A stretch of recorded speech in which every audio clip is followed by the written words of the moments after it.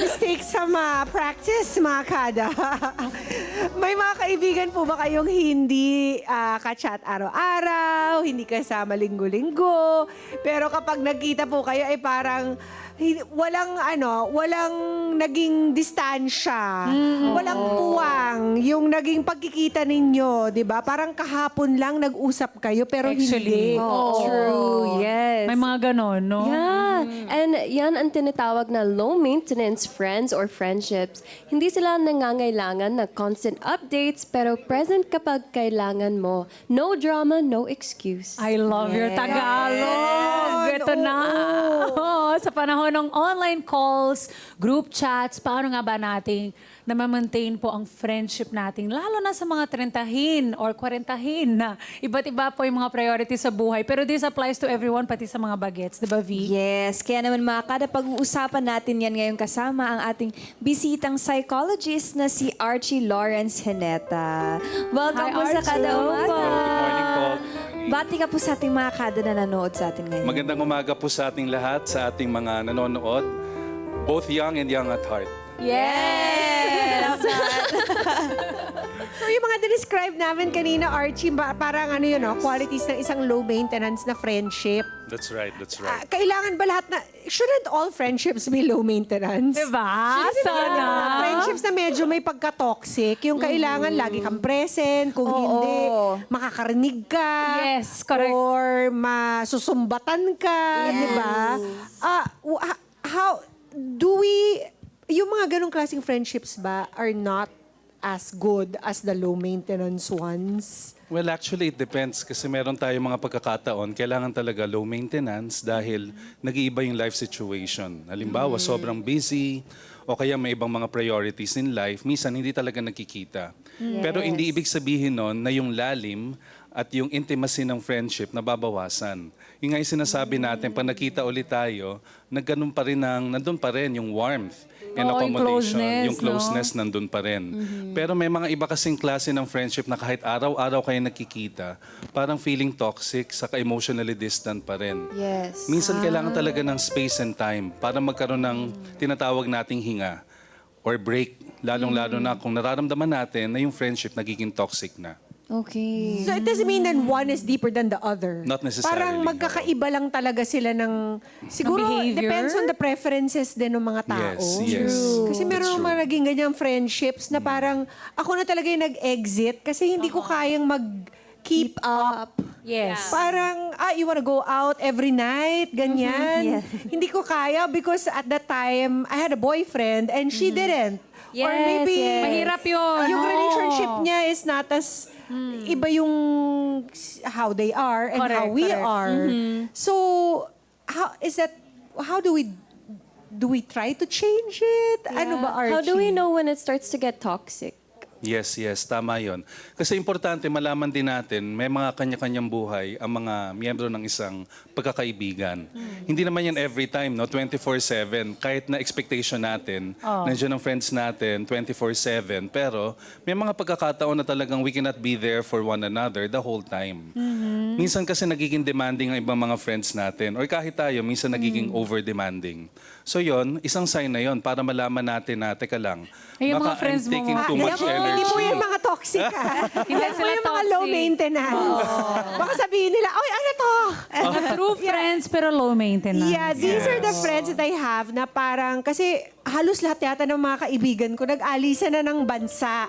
Ito na lang, si Jay, buti na si Hannah, Wow. who's technically a cousin because of marriage, but because we don't really share blood, Correct. by affinity, Friendship parang din nagiging yun. friend, di ba? Yes. Ayan, That's my right. friend Teresa, she moved na to Australia. Pero every time magkikita kami, we'll decide, sige, magkita na tayo sa Japan kasi nasa Australia siya, parang midway. Nice. Parang walang awkwardness. Yes. Walang kailangan patunayan. Walang kailangang i-update ng isang katerba Like na agad. ano. Na Oo, parang at 2 saka kahit- hours na.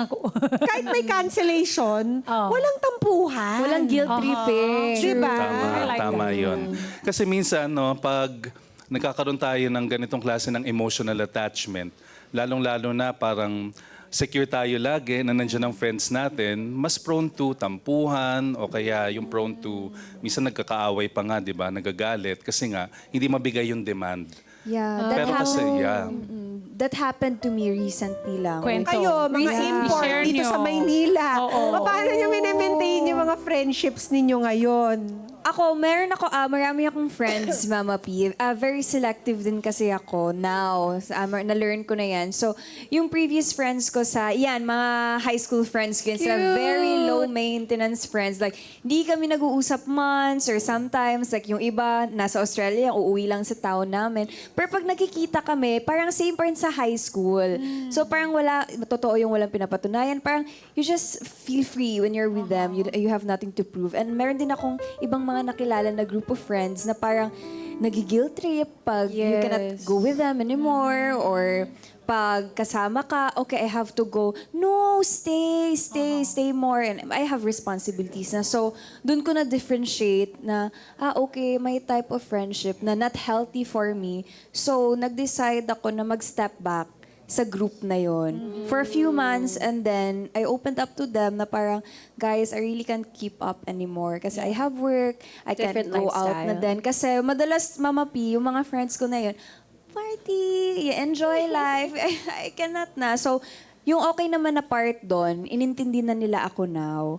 Kasi mahirap yung part na parang nagigil trip. Kasi umabot ako sa point na parang, I felt so bad na parang, shucks, kailangan ko magpakita always. And then, nadidrain tuloy ako Nagiging pagkasama obligasyon ko. tuloy Oo. yung pagpakita Pero sa I friends. think, Archie, correct me if Yes. I'm wrong. Yes. Maganda yung ginawa ni Via na in-explain niya. Yes. Na parang this is not for me anymore. Diba? It's not That's you very guys. mature. It's our Yes. lifestyles that are different. Lalo na yung mga getting on. Like parang married na with kids. Diba? Ang dami talagang kumakain ng oras mo. Correct. Tama-tama kasi we have to set our limitations. Boundaries. And healthy boundaries. Lalong-lalo na kung alam natin, we cannot really commit and keep up with this type of relationship. Kasi nga, umiikot ang buhay natin hindi lang sa mga kaibigan. Career, family, or studies even, kailangan natin talaga i-prioritize. Actually, sorry. I have a question too, because I like similar to what Via said. How would you know when a friendship has run its course? Because for me, for example, I came from Canada, so most of my friendships ever since childhood was there and built there. But now moving here, parang like, I created my new friends, my new chosen family dito, but it's so hard for me to let go of the previous friendships that I've made, even if I know hindi siya bagay for my lifestyle now. So it's like I'm guilt tripping myself in a bit because I'm like, oh, but I've known them for so long and like nothing really happened. But at the same time, parang we're not aligned anymore. So how do you know that it's ran its course, and then what do you really do afterwards? Because like nothing wrong happened. That's right, that's right. Siguro dalawang take ko dun sa tanong na ganito. No? Una, meron na tayong digital presence so we can always keep up with friends, Yeah. both new and old, so that we can keep the fire burning, ika nga. Yes. The other one is, if you realize that emotionally and even psychologically, you're feeling stagnant with a certain group of people, parang di ka na nag-grow o parang nauubos ka, you're feeling burnt out, that's the time that we have to decide if we want to keep these people within our sphere of friendship.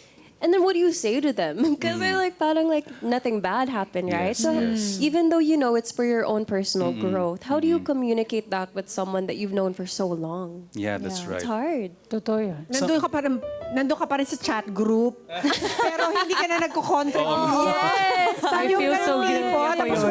118 chats na. Hindi ka pa rin I feel so guilty. Ako rin yung ganyan ako, observer sa chat group. Minsan it naturally dies on its own. Sometimes you don't really have to say that I don't want you anymore. Just to be polite with these people. No need for breakup. Yes. No need Friendship to breakup. Yeah, no need to actually burn the bridge. But silence means a lot. True, You know? true. And eventually, giving the benefit of the doubt, baka ma-revive pa yung friendship at some point, at the right time, at the right place. Baka mabuhay ulit. Kaya yun ang- Archie, yes. meron akong tanong, girls. Ay, paano nating malalaman? Kasi nga, like, minsan, ito mga binabanggit nila, minsan it's something that happens because of the phase of your life, ganyan. Pero hindi kaya may isang personality type, Archie, or may ganun tayo na psyche na we are low-maintenance people or we are not low-maintenance people as an individual. Kasi nga, ako, feeling ko low-maintenance friend talaga ako. Marami akong friends na pwede kong balikan na feeling ko best friends ko pa rin yun sila. Kahit hindi kami nakikita-kita. And I'm the type of person na ayoko yung pressure na papuntahin mo ako dito. Yes, same. So Yeah, baka that's there right. are types of people who are just like that. How do we discern? Because maybe the ones that we're trying to friendship break up, maybe they're really not meant for panghabang buhay na friends, di ba? Right. Sometimes talagang personality traits eh. Some people do click because they Right. have the same qualities, the same preferences. And the same needs. The same na hindi needs. kailangan laging mo silang Yes. kasama. Kasi tipong halimbawa, may mga pagkakataon, no? Yung mga tao na talaga nag-jibe in the process, you will realize, pareho pala sila ng personality, pareho din sila ng mga, social traits or Yes. characteristic, needs and wants. Siguro ang gusto rin nilang tanongin, Archie, is, does a friendship have to feel forced? Yes. Halimbawa, kung parang feeling mo nga, nandun ka sa chat group pero hindi ka naman nagpa-participate. Kailangan mo to bring yourself to participate para lang ipa-feel mo sa kanila na, uy, I'm still here. Does it have to feel forced or should it just be a natural thing? Well, we opt for the second. Kailangan naturally flowing. Kasi ang friendship, di ba, instead of forcing it or coercing the person to befriend you or to keep in contact with you, napaka-importante yung invitation atmosphere na hindi mo kailangan talaga ma-pressure. No? Kaya nga siya low maintenance. Kasi hindi mo kailangan ma-pressure at any point that you wish to butt in or, interject in the conversation, pwede. Yung freedom saka flexibility to communicate is always guaranteed in low-maintenance friendship. How do we distinguish that or we differentiate? Because there are people that will say, oh, itong sorry, I will just use as an Yes. example. Si Via kasi, kaibigan lang namin kapag single yan eh. Pero pag may, True. diba may That ganon? happens. How do we Yes, yes. differentiate? Yes. Meron kasi, di ba, yung mga pagkakataon na minsan di natin maintindihan o may mga tao na hindi tayo maintindihan pag nagbago na yung life stage natin. Correct. Limbawa, nagkaroon tayo ng jowa Yes, or na-promote correct. tayo sa trabaho. True. O nag-abroad tayo, yung mga tipong ganito. So, that's what we call the pruning phase of the friendship. Pruning. Pag nagbago, pruning. Pruning. Yes, pruning. Yung malalaman natin na, okay, may mga tao talaga that will be with us, that will be Yes. for us. Oo. Ano man ang mangyari sa atin, magbago man ang life stage natin. Dapat understood nila yun. Diba? Oo. They should understand na when you get a boyfriend, that means less time with you guys. But you should be happy because you're happy when I'm happy, right? Exactly. May nangyayari na ganyan na parang, actually marami akong kakilala before na-experience ko doon, but now, so far, wala naman. Na-experience ko before na parang na-attack na yung partner mo na, hindi mo pinapakita si ganyan sa amin. Pero personally naman, ako yung hindi pwede pumunta. Pero napupunta yung blame sa partner Sa mo. partner tuloy. Oo. So Yes. parang, paano mo i-handle dapat ba yun, Archie? Paano ba sila friends and the i-communicate partner. na para hindi ipitin yung relationship kung bakit you're not that available na as much as before? I think it's unfair to blame a certain lover, kunyari partner mo, tapos siya yung sisisihin, bakit hindi ka na makapag-interact sa mga friends. I think it's important to clarify kung bakit ganito yung situation. Akuin mo kasi. Sabihin mo, ako yung to blame. Ayoko lumabas. Tapos sasabihin na naman na, justify mo lang yan kasi gusto mo siya. Grabe. Alam mo, Di ba? Toxic Yes, ang ganon. oo, toxic Toxic ang siya. boys friendship walang ng ganyan. ganyang issues. Yeah. Sabihin yung yung kaibigan nila dahil nagkaroon ng girlfriend, okay lang. Pagbalik, no issue, di ba? True, totoo yun. Pero meron bang Yeah. lowest common prerequisite dito, Archie? Kung meron tayong mga low maintenance friendships, meron ba at the very least, ito naman gawin mo? Yeah. Oo nga, no? Di ba? Kahit low maintenance sila. Like minimum effort. Like Ako parang for me, you show up. Yes, Like what I posted the other day, na parang kapag, kaibigan mo, artist, first time, magkaroon ng solo exhibit, you show up. Show up. Yes, I Oo. agree. Totoo Yeah. naman. Diba? Birthdays. Yes. Ako. Events, any Sana man lang mag-happy birthday ka. Yeah, even if you can't attend, at least say happy birthday. Yeah. Correct. Parang Correct. minimum bar ko. But That's right. Yeah. Actually, hindi naman kailangan na sa mga daily updates nandun ka. Pero yung mga major, significant life events or milestone, importante you're checking in and you're visible and present. Yeah. Halimbawa, birthday, o kaya kasal, o kaya graduation. Napaka-importante ng mga bagay na ganon. Correct. O may namatay, for example, sa pamilya. Importante that even if it's low maintenance, that the assurance that you will be there in the most significant parts of the person's life is, promised. Kaya nga. Kaya yari yung mga hindi nagpupunta sa mga wedding. Oo. I feel guilty dyan kasi minsan nagaganon ako. Yeah. Wedding na naman. My last question ako, kasi yung very close friend ko siya, nasa very unhealthy na sa kanya yung pagpunta niya sa group of friends niya. Parang napipilit, ino-open up niya sa akin na parang nade-drain siya more. Pero may fear of missing out siya na FOMO. person. So even if nade-drain siya, pumupunta siya doon, nag-show up pa rin siya every time. Oo. Ang hirap nun. Paano ba Yeah. yun? Paano ba mahe-help niya yung Meron sarili akong niya? fear of being included. Fear of being Yes, di ba? Pinost ko yun sa araw. The joy of missing out. Joy yun. The joy of missing out. Well, actually, one of the mature ways to handle the FOMO, sabi nga natin, fear of missing out, is that you don't have to feel guilty every time that you cannot attend. Kasi kung may valid reason naman, that's, allowable. And if you are actually allowing for a healthy relationship to grow, you will understand. Pero of course, the effort is there, which we believe, kailangan appreciate natin yun. The effort is always there, and may it be physically or through digital means, pwede na yun. Importante, andun ka, and your presence is not totally severed or cut off. Meron lang akong follow-up question dyan, Archie. How do you Sure. remove the guilt trip from our own heads, from being low maintenance and trying to make a high maintenance friendship understand who we are? Na di ba parang usually like ako, same as you, I share the same sentiments na I want to be low maintenance and I want them to feel secure with my low maintenance effort, presence, and friendship. Pero nagi-guilt trip pa rin at this point in my life, medyo natutunan na ako na parang, bahala ka sa buhay mo. Kasi syempre, tumanders na ako, right? 38 na ako, kailangan ko I don't care. Pero, it still hurts a little bit. And I know it takes a while to remove that guilt. Guilty or feeling guilty is actually a normal feeling.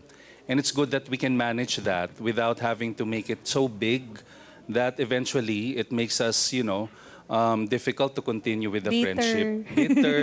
O kaya parang sobrang guilty ka na. Correct. Parang ang feeling natin we're not good as a person or we're not good as a friend. Yeah. Emotional management is important. While at the same time, again, continuously assuring that your friend will always be your friend no matter what.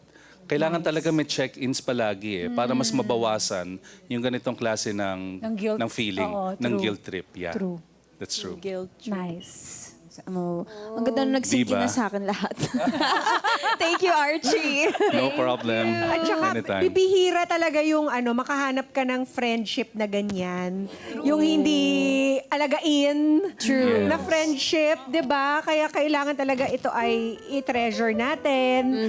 Give it at least the bare minimum. Happy birthdays. And Correct. all these other important occasions. True. Di ba? And check in on them once in a while, sabi nga ni Archie. Yeah. That's right. The most important part about maintaining a friendship, even whether it's low maintenance, high maintenance, as long as you're just checking in, it shows that you value them as a person. Yes. Right. So yes, thank you so much, Archie. Parang welcome. We learned a lot. Ayun, So, mga friends mo. Thank you. oh, cute. Ayan, oh. You know what's so Nuts. cute? Kasi like, perfect low maintenance example sila. Kasi they're all from different countries. So, palagi sila like, oh, I'm bored, I wanna go out. Oh, nasa Australia pala siya. So, what am I gonna do? So, yeah, but like, it's like, Ang hirap, no? Yung time difference. Yes. Akala ko it was going to be easy. Yeah. For the first few months na siguro nag-alisan sila. Parang you were able pa, every week Yes. Yeah. Tapos wala na, nag-fizzle out na rin after a while. True. And you know, I noticed the reason why for me it works so much kahit we're in different places is because we're always checking in on each other. Nice. That's right. Yeah, so that's one thing I really value. So, Nice. At yeah. saka isa pa you have to value. Pag pumunta ka doon, may titirahan ka. Yes. Ayun pa. They stay with you. It's not that hard to check on each other nowadays. There we have the 24-hour stories. Yes, right? Yung My yes. Day na tinatawag. So, yeah, just check in with your friends. Yan, yung mga friends ko rin naman na, dito lang talaga kami sa Pilipinas, sa Manila lang, dentist silang dalawa. Pero minsan lang kami nakikita, siguro twice a year. Pero parang magbe-best friend pa rin kami. Yes. So yun, the best. That's Yes. So thank you so much. Thank you, Archie. You're welcome. Thank ano you bang mga again. class, ano bang specialization mo when it comes to dishing out advice para sa mga kada natin? Okay, sige. So, I think, well, professionally, I'm a clinical and personality psychologist. And there are actually many people who come for therapy or clinical consultation, lalong-lalo na kung mga ganito yung usapan, problems of living. Siyempre, nandun pa rin yung psychiatric like depression, etc. Pero siguro one advice that we can give our audience. Napaka-importante kasi na when we talk about friendship, yung foundation is dapat built on trust and security. Yes. Na kahit, di ba, hindi kayo physically present and there for one another, alam nyo that, you know, the core of your friendship is built upon solid values like True. trust, assurance, and, you know, quality. Love, especially. Lalong-lalo na love, napaka-importante nun. And care.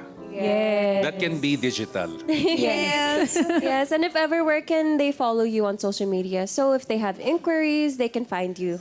Well, the same name, Archie Lawrence Seneta in my Instagram and also in Facebook.